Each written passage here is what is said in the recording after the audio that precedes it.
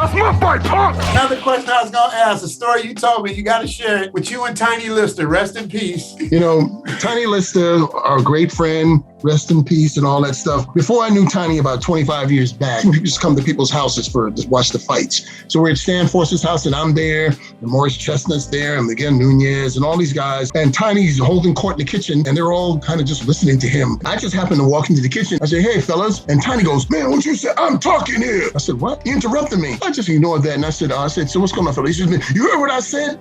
Man, everything went black. And all I saw was that one good eye. That's all I saw. And I'm not going to say the words exactly what I told me. I said, mother to him. And when I said that, I concentrated, because he would have made a move, he'd have grabbed me, I'd have got that good eye, and I'd have got them frying pans off that wall, and I would have played bongos on his head. I'm the Travel OG, and I traded in my Hollywood lifestyle for the sexy beaches of Pattaya, Thailand. We're bringing you exclusive interviews, showing you what the golf courses are like, the caddies are like, what the homies like. Zoom to Thailand with your man, Richie Mack. The Travel OG. Today, we're shining a spotlight on a true legend of stage and screen, Lawrence Hilton Jacobs, my big brother. From his breakout role as the charismatic Freddie Boom Boom Washington on the iconic sitcom Welcome Back, Cotter. Hi there.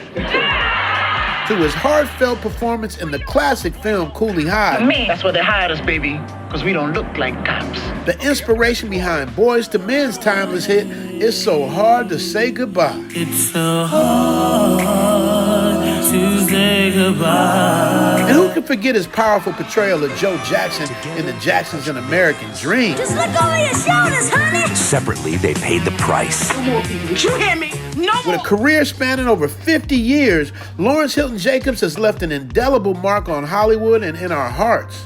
Speaking of heart, this is personal for me because we've been close friends for upwards of 30 years, maybe even 40 by now. This man has done legendary, iconic work in Hollywood, yet he's just your average everyday guy that will call out bullshit and is quick to defend himself in any and all situations. I'm just gonna leave it right there. Here's part 2 of my interview with Sir Lawrence Hilton Jacobs. Tough guy, means, they're tougher than you. Anybody can get their ass kicked. I just ain't in the mood. So I ain't gonna wait. There's a difference, man. I'm not exempt from that, but why would I wait? From that on, we became great friends because that was part of his vibrato. I mean, he's a big, powerful guy, he was, but that was no way to do something with somebody you don't know. And I'm not impressed with that. And I don't play act in life, unless I do it with the kids or something like that. But, as an adult, I don't even think about show business in any special way or that anybody cares who I am and all that. I don't trip that. I just do my thing and keep going forward. And I think it even blows some people's mind, like, you don't have no star thing about you. I said, because it means nothing. You don't. And that's it's a temporary thing anyway. So why am I going to trip on that? It's a waste of life. Right. Yeah, you never tripped on the star shit at all. Not even slightly. Not even a little bit, like ever. I've known you, 40 years? A long time, man. Maybe at least 30. Yeah, definitely. We're getting close to that 40. We're up in there, yeah. I've been with you on red carpet events. You treat me the same way you treat me as if we go on hiking up front. Because here's where it is, Rich. And people sometimes ask me, some of the younger people ask me about what is the key to acting or what is the real position to have. And I said, there's many things we can think of. I said, but you gotta start with honesty. You gotta be honest with yourself. We all know our limitations. We know, when our breath ain't kicking. We know these things, man. If we would admit it. I said, so that's my reality barometer. But for me personally, all that fanfare, it just has no meaning. I don't have to be treated like the special king or because I'm coming up in a limo that means something. It's a rented car for the night. That's how I look at it.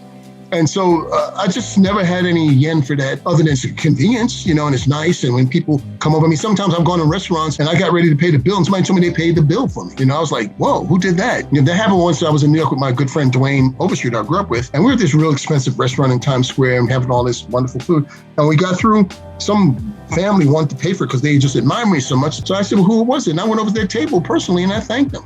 Well, I can tell you something that just happened now. And last week, I was in Puerto Vallarta taking a break, myself and my lady. And we were sitting down eating and we saw this black lady with her daughter and her sister or some family member. And I saw them kept looking over them. They were afraid to say anything. And then I saw them Googling and my face came up on the Google on their phone. So my lady said, she says, don't look.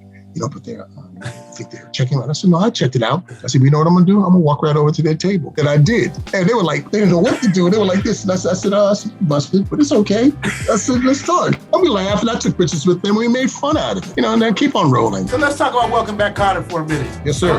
So when you did Welcome Back, Cotter, you said your life changed in one day. Well, and seemingly in that week, because people knew me, and they were attaching it to a thing. They knew the guy was from Welcome Back, Cotter, and I was 21 when I did it, but they thought I was 17, a high school student. And they just decided you belonged to them. So that was overwhelming. The publicity was mind-boggling with all of us because they had us on every and anything to death all the time. We were on every magazine, it was crazy. You don't understand. Where we go hiking at is where I live. My mother cleaned floors. I live with a Jewish family, and we watched Welcome Back, Cotter. 8:30, Channel 7, I remember everything. The first day, oh yeah, I was Freddie Boom Boom Washington when I was a kid. And the other Jewish kid was Horshack, and the other dude was a Puerto Rican Jew. Like we were that dude. It was magical for us. It was relatable, and it was the right timing for something like that. It was like we had not gotten to where we are now, where we're high efficiency and high tech, and everybody got to be looking like the perfect, pretty. We look like people. The other day I looked at the old Sidney Poitier movie, Blackboard Jungle. Me and my lady were watching it. And when you look at that movie and you see the casting of the other students who have no lines, it's brilliant because they look real. And I said, that's the eye. That's certainly the kind of eye I try to have as a director, is to try to, even people who are in the background, to get the right faces, the right postures, the right bodies to make it look like real life. And then I would go over and give them something to play. Give them some so work. they're not just sitting there, just being a body or just doing some phony walk by. When I was a very young actor, and I used to be down at a place called the Public Theater, they had this short little guy, man. He used to be over there doing this intense acting, and he's holding the script in his hand, and he was brilliant. He was Al Pacino.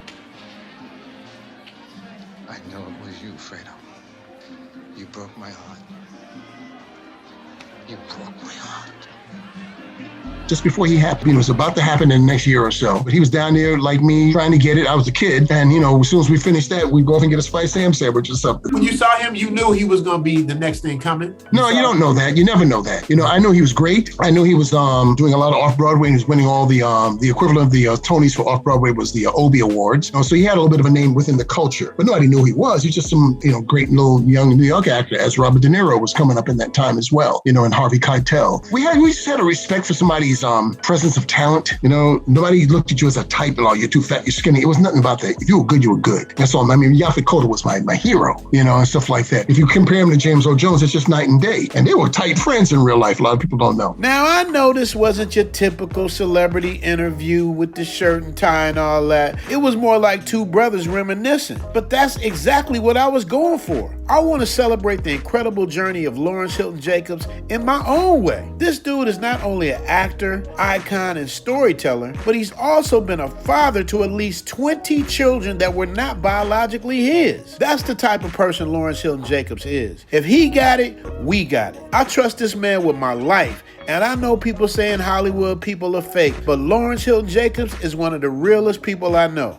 I was a little kid when Welcome Back, Cotter was on TV, and for those that were old enough, we cried tears for him in Cooley High. And my favorite performance of all was when Larry played Joe Jackson in the Jackson's American Dream. Larry Jacobs has proven time and time again why he is a force in entertainment, and his legacy will live on forever. Here's to 50 years of excellence and many more stories to come. Thank you, Uncle L, for sharing your brilliance with the world. Theme music. Zoom to Thailand, hope you coming too. Richie Mack, travel OG with celebrity interviews. Get your passport, let's go. This is what you need for show. Brothers in Thailand and bikini babes at the beach. If you need more, he got it poppin'. Caddy of the day, we golfing. Really ain't a better option. Time to travel, like, subscribe, and leave a comment. Let's connect. Richie Mack, yeah, we steady vibing. Take a journey, let's get moving, cause we zooming right to Thailand. Hey, Richie Mack, travel OG, let's go. If you guys have any clips or anything you want me to respond to, or anything that's going to keep the conversation going, enlightened, fun, educational, man, please email me, zoomtothailand@gmail.com. Zoom to Thailand is my official handle. Zoom to Thailand IG, Zoom to Thailand Patreon, Zoom to Thailand Cash App, Zoom to Thailand Gmail. Everything is Zoom to Thailand. So make sure you guys support the movement. Keep the love going. Love you guys. Thank you for the support. God bless, and I'll see you later. Peace. Don't forget to subscribe for my channel.